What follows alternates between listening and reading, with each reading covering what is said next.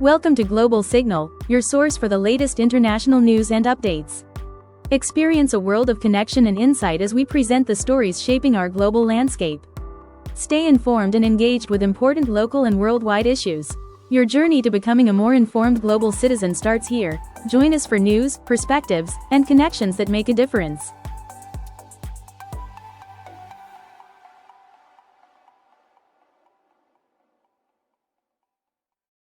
August 7, 2025, Philadelphia. The Cincinnati Bengals began their preseason campaign with flashes of brilliance from their offensive stars, but ultimately fell 34-27 to the Philadelphia Eagles at Lincoln Financial Field. While the score doesn't count toward regular season standings, the game provided an early measuring stick, and it's clear that there's plenty for head coach Zac Taylor and his staff to address before Week 1. If there's one takeaway Bengals fans can feel confident about, it's that Joe Burrow and Ja'Marr Chase are still one of the NFL's most lethal QB/WR duos. Burrow was in for just 2 drives, but he made them count, completing 9 of 10 passes for 123 yards and 2 touchdowns. His lone miss was a ball he admitted he simply overthrew. The highlight came midway through the first quarter, when Burrow found Chase streaking down the sideline for a 38-yard touchdown, a connection that looked effortless and had shades of their 2021 breakout season. Burrow described the limited reps as valuable. "We got 15 reps tonight, so we're 15 reps better. That's the goal in preseason."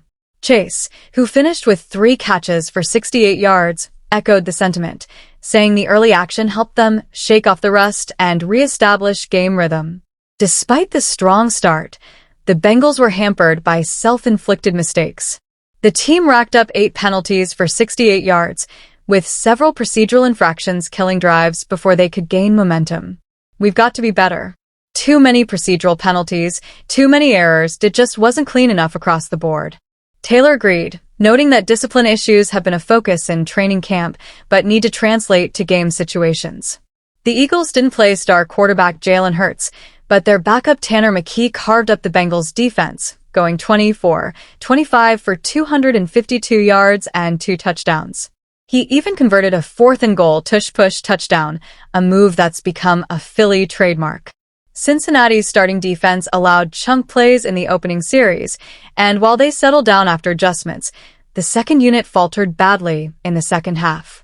Missed tackles and blown coverages were frequent, prompting defensive coordinator Lou Anarumo to stress communication and fundamentals in his post-game remarks. Second-year running back Chase Brown made the most of his opportunities, rushing for 24 yards on 5 carries and catching 3 passes for 25 yards. His quick burst and ability to contribute as a receiver make him a prime candidate to take on a larger role in 2025, especially with the Bengals aiming to diversify their offensive weapons. The drop-off from starters to backups was glaring. Once Burrow, Chase, and key defensive starters exited, the Bengals' performance dipped significantly. The second-string offensive line struggled in pass protection, and the defensive reserves couldn't contain the Eagles' tempo. This is why preseason is valuable. It shows you where the depth isn't ready.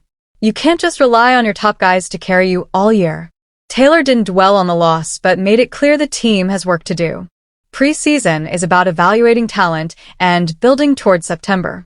We saw some really good things, but we also saw areas that aren't good enough right now. The Bengals now turn their attention to their next preseason matchup against the Chicago Bears at home. Expect more extended runs for the starters as they look to clean up penalties, sharpen execution, and build defensive chemistry before the regular season opener against the Baltimore Ravens.